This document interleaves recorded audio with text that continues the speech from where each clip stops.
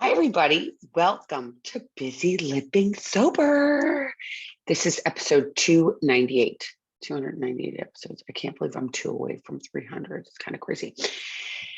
Today's topic is B, and we are sponsored today by SoberLink. As we all know, addiction is a serious issue that needs to be addressed. Nearly 15 million people in the US have an alcohol use disorder, and that's alcohol only. And only 10% of those people ever get treated. This can be attributed to the stigma that surrounds addiction and how people don't want to talk about it. Oh my gosh, we're going to go into that today. SoberLink strives to erase the stigma of alcohol addiction. Their remote alcohol monitoring tool has helped over 500,000 people, that's 500,000 people, to be more accountable in their sobriety. Their voluntary system encourages connection, honesty, which helps to rebuild trust in relationships. I've teamed up with SoberLink to create the resource guides tips for keeping busy, living sober for those in recovery. And you can visit www.soberlink.com/BLS for busy living sober and download the resource guide. And if you or someone you know can benefit from accountability for alcohol recovery, you can also find a form on that page to sign up for a $50 promo code. So $50 off your device. So go to soberlink.com/BLS to get the guide and to get the $50 promo code. So I'm back. I'm back from my adventures out west and what fun I did have and what I learned on my adventures and what's going on in our world today. And it's really crazy to me. I'm just going to talk about this first because they talked about the stigma that's associated with addiction. And we know that the Speaker of the House, Nancy Pelosi's Nancy Pelosi's husband, who's in his 80s, was arrested for a DUI. And I've read all different sorts of takes on it. And it's interesting because me being an alcoholic in recovery, I understand getting a DUI. I totally get it. I totally get being under the influence and thinking, oh my gosh, I can drive my car. I can get that feeling and thinking, I got this, and getting in your car and driving your car.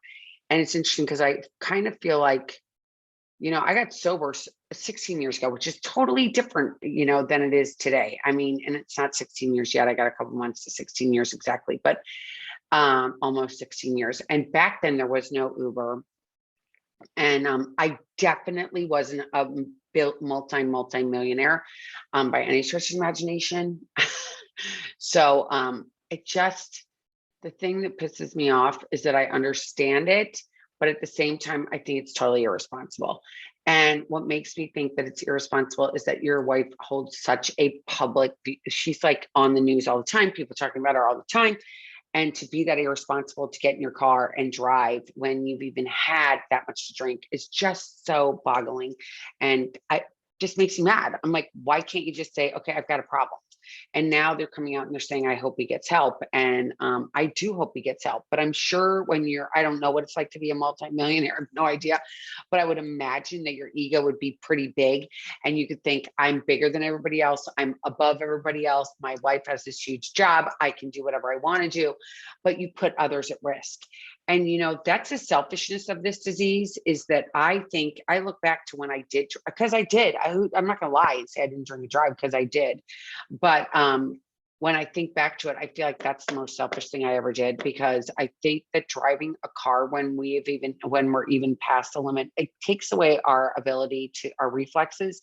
So if a cat, dog, kid, parent, human, animal walks in front of your vehicle while you are even a little bit, inebriated, you don't have the resources and the reflexes that you would if you were sober, right?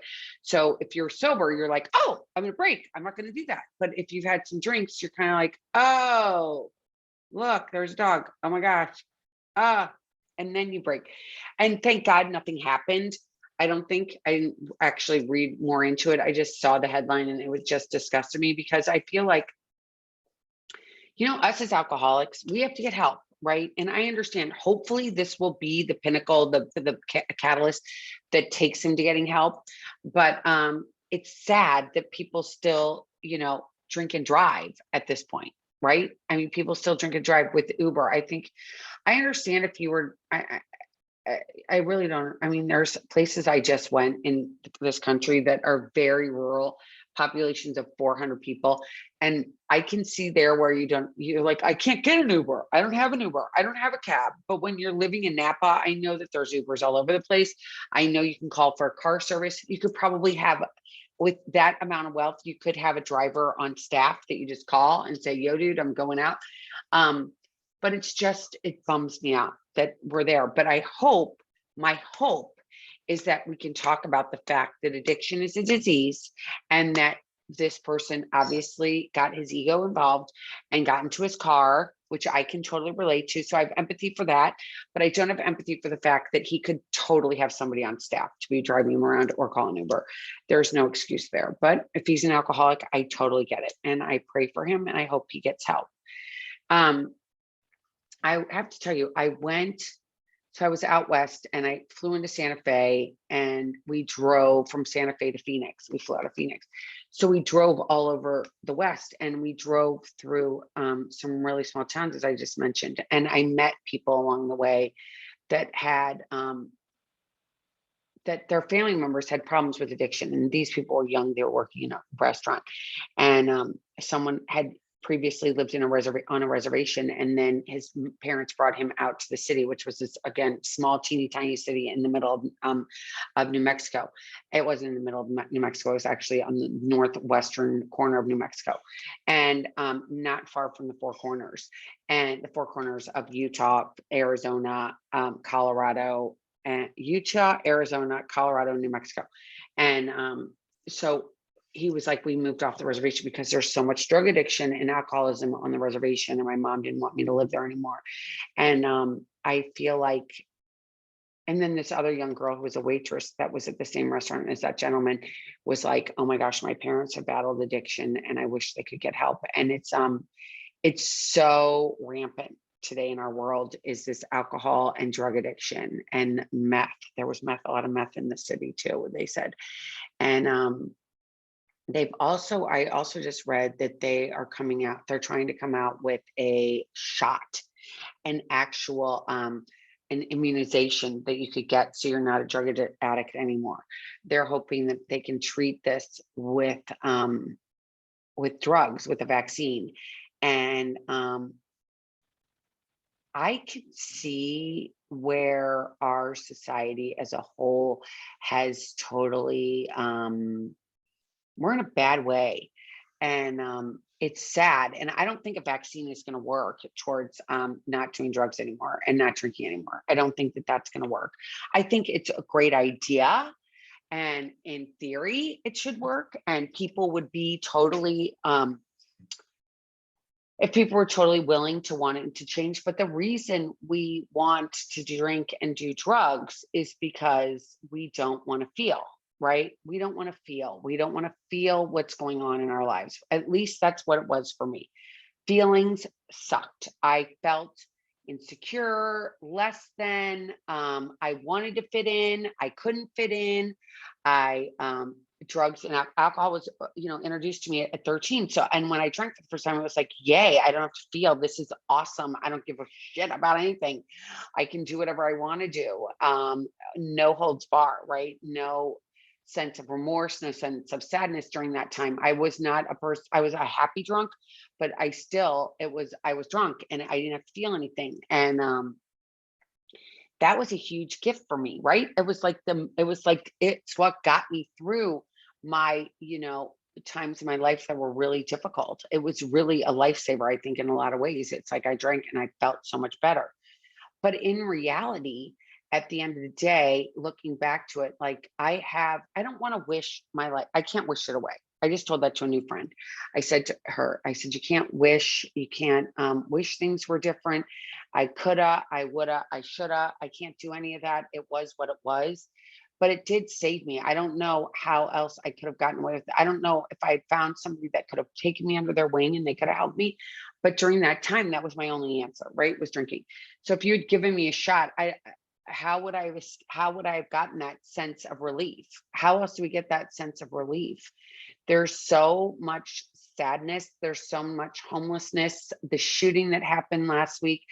I mean, I have to tell you, on the side of the shooter, imagine that kid, how messed up he must have been, how screwed up he must have been. Like, it seems like obviously he was living with his grandparents. Where were his parents? Where were his parents? Where was when everybody knew that he was going to be like this. Everybody had said, this is who this kid is going to end up being, like that they had said that, and he was going to go and do something like this, and no one went to help him.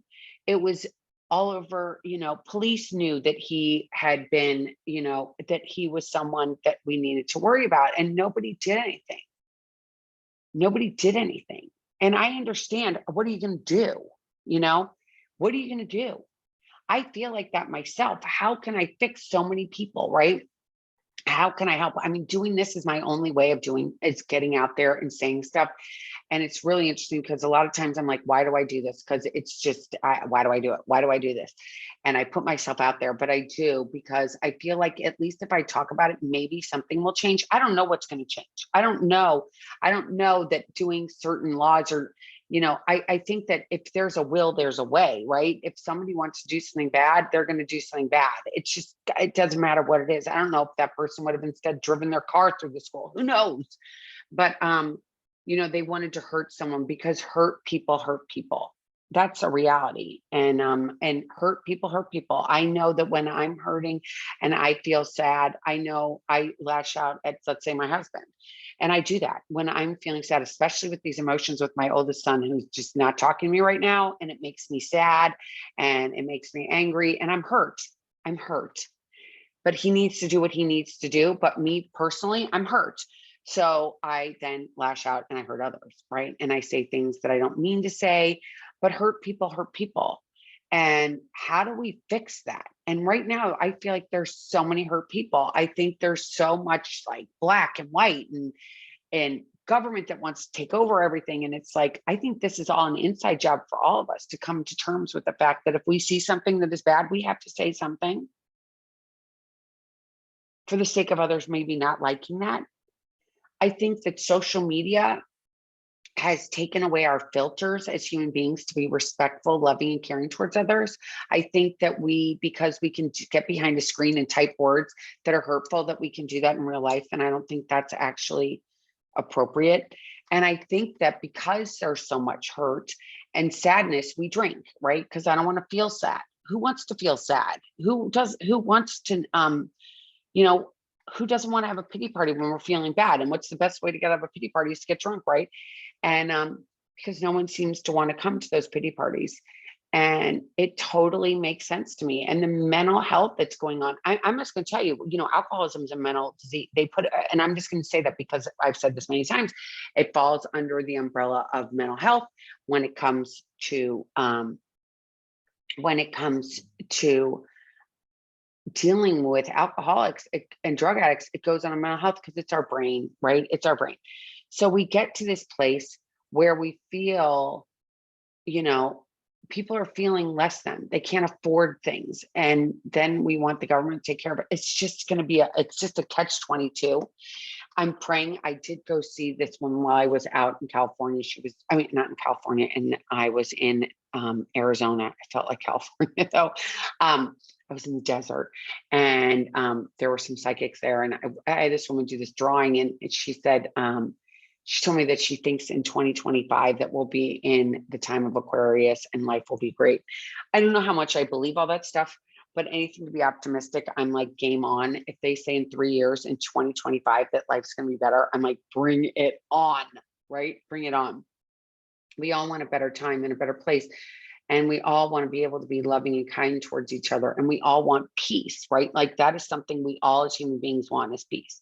We can say that, times have gotten difficult and times have gotten harder, but we need to come together as a group together as a loving, kind group. And that's where, AA, Alcoholics Anonymous, is such a great thing because we all come together there.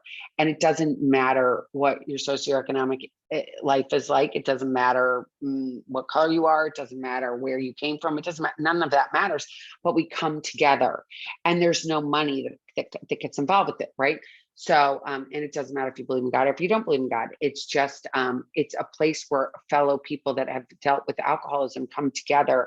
And in there, they come together in a way that we can be relatable towards each other, and we can speak honestly and with candor. And that's where I think we need to come together. Instead of picking up that drink, we can talk to someone and say, this is how I'm feeling. And we all are going to go through times in our life that are harder than easier. And, I drank till I was 37, and it was so much fun. It was so much fun. I did things and I had things happen that I do regret, but I can't go back and change it. It's what it was, right? It was what it was. It got me to where I needed to go. Certain things happened that, I think God had in store for us. I hope that this is not actually pausing like it just did in my computer. Sometimes my internet's a little slacky. It looks like it is a little slacky, but I hope it's okay. Anyway, not to digress, but when we have this sense that we're different, it makes us sad. Change makes us sad. What's going on in the world where we have no power makes us sad. I will tell you this, while I was on this road trip for 7 days, I had I didn't watch any news. I didn't watch any TV. We didn't even listen to the news. We listened to music and we sang the whole way across the country. It was so much fun. And ignorance is bliss. So I didn't get all involved in what was going on in the world. And I was kind of happy about that. And, kind of made me think of my childhood, because when I was a kid, we didn't have 24-hour news sources, right? We didn't have constant things coming at us that's going on in the world. We didn't know what was going on. I mean, somebody had a party in your grade, at least in my grade. I didn't know till I went to school and heard about it on, Monday morning, and it was like, oh, it already happened. Who cares? I wasn't invited. I didn't feel that bad about it. But I think photos on social media make us feel bad. I totally believe that social media is literally the devil. It's like, I swear to God, it's like so dark. I understand there's good things about it. I like the fact that I can go there and find out about yoga classes and things that are going on in my community. I don't like seeing people, I understand people use it for when people die or things are going on in their lives. But in some ways, it's like, I was not going to take pictures along my trip and say, hey, look at me, look at what I've got, look at what I'm doing. Because I just think it would make other people feel bad. And I don't want to make anybody feel bad. But I was just going to say something and I totally forgot it. But, I know what it was. I was talking to people along the way because in northern New Mexico, it's right outside. And it's the road that we took went through a lot of indigenous people's land, right? It was a lot of reservations, Indian reservations, and it would say on the road, Indian reservation starting now, and this is what tribe is here. And on the side of the roads were a lot of places that you could stop and buy different goods that they make, right? Like these earrings I'm wearing. If you're watching me on YouTube, you can see my little earrings that I got on the side of the road that I was supporting people, and I thought they were kind of cool, aren't they? But I was talking to the people that were working, especially women, and there were some men that I actually spoke to too, that were on these in their stands along the road, and they were like it was just like a wooden frame, and they'd sit there with their table in front of them, and at least they had shelter from the sun and heat. But they were talking about alcoholism and how one woman was telling me about how she had a friend that was drinking so much. And they actually took her to, one of the bigger cities near them. And she went there and she never got the help she needed. And she ended up dying. And it's really, the system is just so backwards today. I feel like it's just, people need help. And I know when we were growing, like when I was young, very young, I think they still had mental hospitals. And I know that doesn't sound politically correct, but it was a place that people that um, people that needed this like help to go regroup, let's say, could go to. And I think it was probably free to go back then. I don't know what the costs were or anything, and I have not researched this, so please don't take me verbatim. But I would imagine that if we had a place for people to go to and decompress for 90 days and get a real sense of what's going on inside their heads. Because I think that when we go and we put people on medication, especially in the very beginning, it's very hard to get someone's read on what's going on with them mentally. And I'm not a doctor, and I am not a doctor. I am not a psychotherapist. I'm not a therapist. I am a coach, but I am not. So this is my opinion and my opinion only. We need to get a baseline of where we are to get the right medication to see what will help us to get to a place where we're level and where we aren't going to harm ourselves or harm others. And I think that drinking harms ourselves in a lot of ways. I think drinking really gets to it changes our psyche, and drugs change our psyche even more. And we don't even know what the long-term effects are of, I think, a lot of these antidepressants and stuff that's out there, but it doesn't matter because it really gets us over humps when we're feeling bad. And if we don't go get help, how are we going to change? Right? How are we going to change? And it's uncomfortable to change. And especially when we decide that we're not going to drink anymore.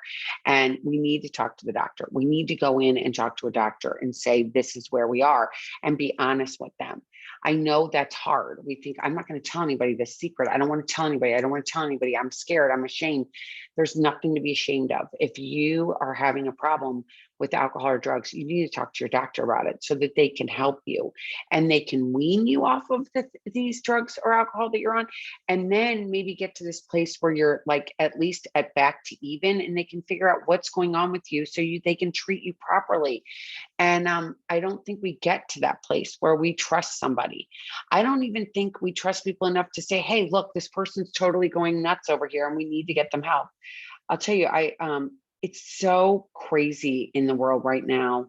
I was in the Atlanta airport. I don't think I talked about this. I must not have, because I have been traveling so much. So we were in the Atlanta airport. My Henry had just graduated. Henry was, graduated from, we went to his college graduation in North Carolina. And from where I live, you cannot fly anywhere direct. I have to go and take a puddle. I mean, unless I fly to South Florida, I can fly to South Florida with no problem. But everywhere else, I've got to make a connection. And so I was connecting through Atlanta, and we're going through Atlanta airport. And oh my gosh, there was a young man there, and he was traveling with his father. And he had been doing cartwheels to the airport earlier, I assume. And it got to a place where he was obviously having a psychotic break, or he was on some sort of medication that was not, or drugs that definitely was not working for him. And the police had to come, and they had to, and his dad was standing there, and they had to construct, they had to put him on a stretcher, and the gentleman was so adamant about getting off the stretcher, and the father's like, please, just go to help. It was horrible. I mean, I've never seen anything like that. And I'm 53. I've traveled enough in the airport, so I've never seen anything so scary. And this gentleman needed help, and they got him out, and hopefully the gentleman's getting better right now. But it's so apparent that our country and people are needing help. And what do we do? What do we do? We're too scared to get help. We can't afford to get help. There's no help to be had. What do we do? I think we need to come together and love each other. I think we need to show people compassion and love. I think we need to have resources that are available for people. And I don't mean just resources where it's going to cost you a lot of money. And if you don't have enough insurance, they're only going to take you in the rehab for 14 days or 7 days. I've seen that happen with people. They don't have enough insurance. They've been to too many treatment centers. They can't get help anymore. There's so many scenarios for people that need help, and they can't get it. It's not available. We need to change that. I understand the 12 steps are totally amazing for alcoholics. I think for drug addicts, I think it's harder. I don't think one thing fits all. I think we're humans. I think different things help for different people, but the baseline is love. The baseline is love, compassion, no judgment. It's working towards bettering yourself. It's working towards getting to yourself and being with yourself and realizing what's important. And it doesn't matter what the neighbors say about you. It doesn't matter what people think that judge you. It matters how you feel inside of yourself. This is an inside job. I will never forget when my second person that took me through, who took me on and said, I will help you. She was my fellow traveler. She was my sponsor. She was my everything. And she said, I had always worked on the outside. It was always about being skinny enough, looking pretty enough, having the right outfit on, having the right shoes on, having the right material stuff, all the material stuff. And you watch on social, no wonder the Kardashians are so popular, because they just look pretty and everything. So I want to be like them. And I'm going to put these filters on, change my hair and da, da, da, and then I'll be happy. But you're not happy still, because until you know who you are, you can't be happy. Until you got to take time to know who you are. I didn't know who I was at 37, even though I had 3 kids, an ex-husband, a dog, a house, a car, all this stuff. But I had no idea who I was, because I was wanting to be what you wanted me to be rather than be what I wanted to be. But I had no idea what I wanted to be. Be. What did I want to be? Where did I want to live? Who did I want to be? And it takes time, and it takes patience, and it takes willingness, and it takes effort. And you will fall back sometimes and go back to the old ways, but then you get back up and you go back to doing the way that you know is right for you. And for me, it was getting sober, and it was putting down that drink, because the drink was just it was dark. Drinking to me, and I said this to these women on the street, and I said actually to a lot of people on my trip, I said, booze and drugs are darkness. It's the devil. More drugs are coming in over the border of fentanyl that are killing more of our youth than ever before. It's dark. It's not light. It's dark, right? Booze is dark. They called, it's a spirit, and it's darkness. It's like kind of taboo, but at the same way, it's an elixir, and it makes us feel better, but it's fleeting. It's not forever. It's just for moments. It's scary to me at the end of the day. I'm so scared of alcohol now. It's crazy. But it took me getting to the place where that first year of, my sobriety, I still think back to it. And it was like, really, shit, I had no idea who I was. It was like taking life. It was learning to live one day at a time, which is still hard at times. But I had to do it. I had to take that time to learn who I was. And I feel sad, and I feel like I wish things were different. And I would sit there and go, God, if I could have done that differently, and I would have done something differently if it were different, but it isn't. And it isn't different. Yesterday's not gone, but we can't, yesterday is gone. Yesterday is gone. It's like all you can do is learn from it. It's the insanity is keeping you drive to do the other things over and over again. If you've decided, you've got a problem with alcohol, you've talked to your doctor, you can do this whatever way they suggest that you do it. You take the time, you find something that's bigger than you. That's what I think is so brilliant about AA. They don't say that it has to be God. It can be good orderly direction. It can be group of drunks. It can be, the Dalai Lama. It can be Buddha. It can be the flowers. It can be, which I love. And I always point this out with my friend Shelley. She said to me, she had never gone to church. So she's like, it's the sunrise and the sunset. And because I can rely on that, that's going to happen no matter what. It can be behind a mask of clouds, but it will be there. And that for her gave her the sense of God. And I love that. So whatever it is for you, something that's bigger than you. And a lot of times it can't be a human. Having something that's human, that's bigger than you, besides Jesus, of course, and walking on the planet. He's no longer here though, but that for me is God. But I understand he's in heaven. That's what I believe. And you might say, well, I don't believe in heaven. I don't believe in all that stuff. Well, whatever it is for you, I believe in something. And it's like butterflies and Tinkerbell. I know I sound crazy, but believing in those little things that are happy, get me through a day. I'm not hurting anyone. It's not hurting me to believe in things that are pretty and things that are happy. Like that woman saying that by 2025, life's going to be amazing. That's something to look forward to. It's like going on vacation. You get so excited when you plan a vacation and where you're going to go, and it's something to look forward to.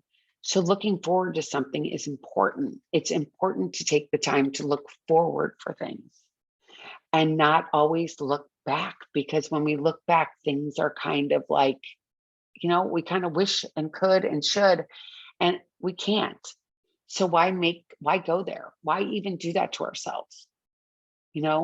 I I always gave myself little presents when I made a milestone. And if it was 30 days of recovery, it was like something big for me. And I did it. I would do something. And again, don't put yourself in hock, don't go broke. But treating yourself to something. If it's an ice cream cone once a month. For me, it was every day.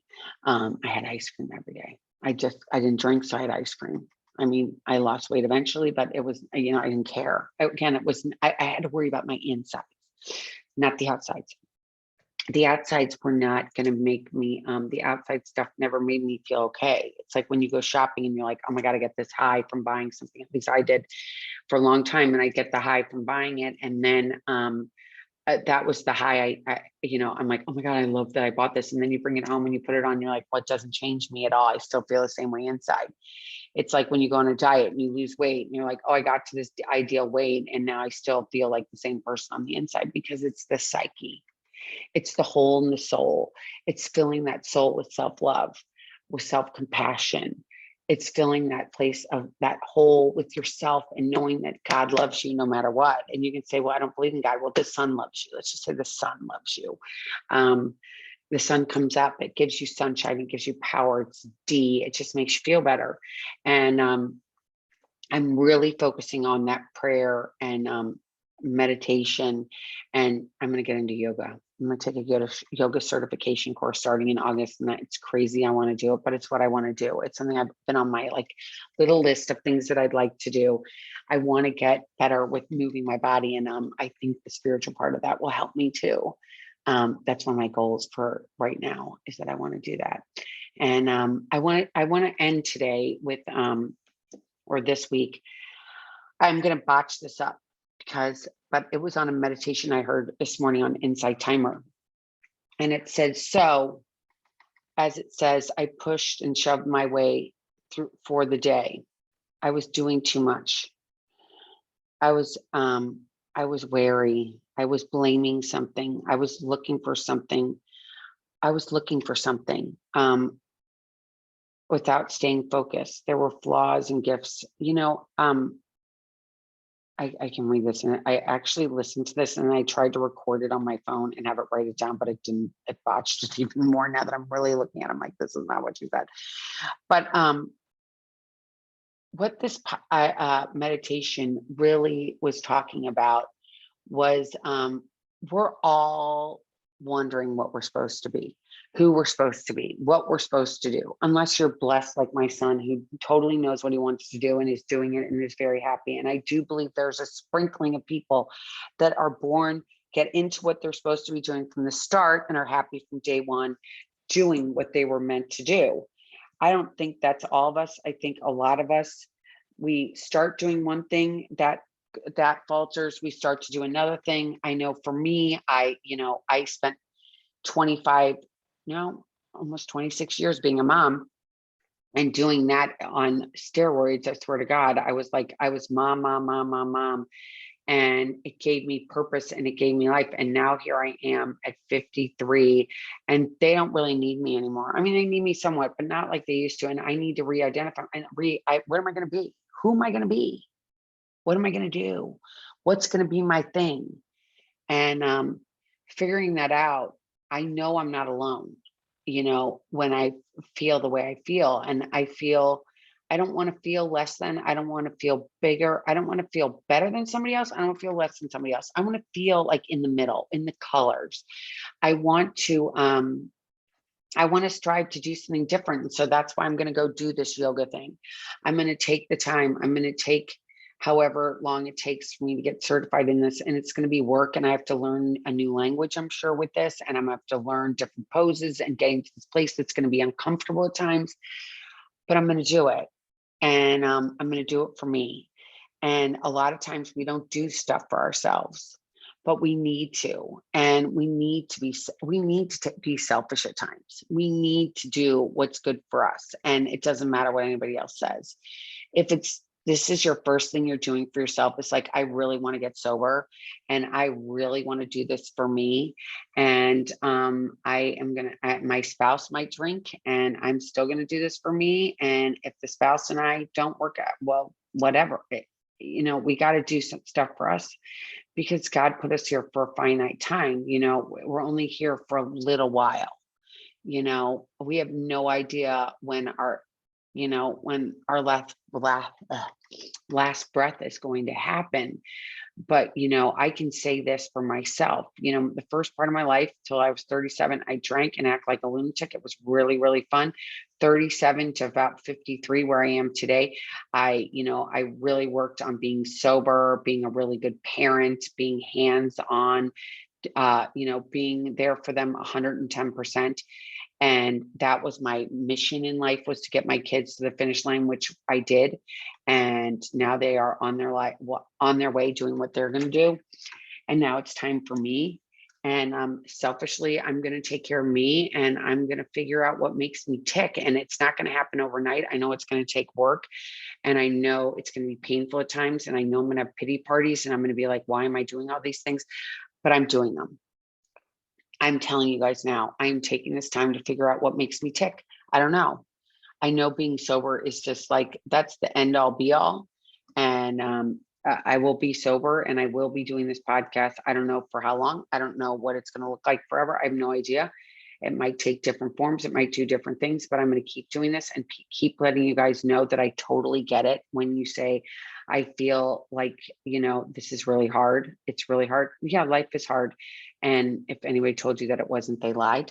And I believe that anything that's worth it will take pain. And it takes pain, but it takes perseverance. And we've got to, am I even saying that word? We have to, we have to keep going for it. We have to keep, it doesn't matter what anybody else says, including our heads, because our heads try to lie to us. It doesn't matter. Keep going for it. Keep working hard. And if you mess up, get back on the horse and keep trotting along. Keep doing this because you are worth it. I can tell you this, you are worth it. And figure out what makes you tick. And you might try something and you might not like it, and then you're gonna try something else. You can do that. There's no law against trying things over and over and over again. Keep trying, keep trying, keep trying. Keep throwing stuff against the wall. That is what I've done pretty much all my life. Throwing it against the wall. If it sticks, great. If it doesn't stick, great too. I got to keep walking and I got to hold my head high and I got to be, really proud of myself. I raised 3 great kids. I did that. Check. Done. Now what's next? It's still going to be going. I know I'm still going to have different things that are going to come up with my kids because it seems like when one's good, the other one's bad. One's bad. This one's good. It's just like crazy. But just knowing that we are there for one another and that love is all that matters. Love. And taking the time to figure out who you are, be. What I can say is just be. I don't know why I keep saying that. When I went on the podcast this morning, I'm like, God, tell me what to say. And it was be. Take the time, do the insight timer, breathe. Maybe use this summer. It's going to be like it's June 1st. Use this summer, use 90 days to figure out what makes you tick. Breathe a lot. Do some things differently. Go to work or go to whatever, go a different way, change your thinking and fall in love with you for the next 90 days. That is my goal for you. Fall in love with you for the next 90 days. It's going to be hard. It's not going to be easy, but you're worth it. And with that, I missed you guys, even though I thought about my podcast and thought about you guys. I I just, I took some time to shut it off and it was definitely well worth it. But I will be back again next week. And if you can relate to anything or you have questions for me or you have topics you want me to cover, please reach out to me at Bizzy, Bizzy, at BizzyLivingSober.com. BUSY livingsober.com. Bizzy, Bizzy at BizzyLivingSober.com. I promise I will write you back. I always do. And know that you are not alone. You know, these times are tough, but you can reach out and you can turn everything off and just enjoy life and not have to watch what all the puppets are saying. Doesn't matter. Doesn't matter what they're saying. Take care of you, love you, find a higher power, find something bigger than you, and know that you are not alone. You are not alone. And there are people out there that won't judge you and will love you unconditionally. I promise you, because I found them and I know you can too. So reach out to me. And until next time, keep getting busy, living sober. Take care, everybody, and talk to you next week. Bye-bye.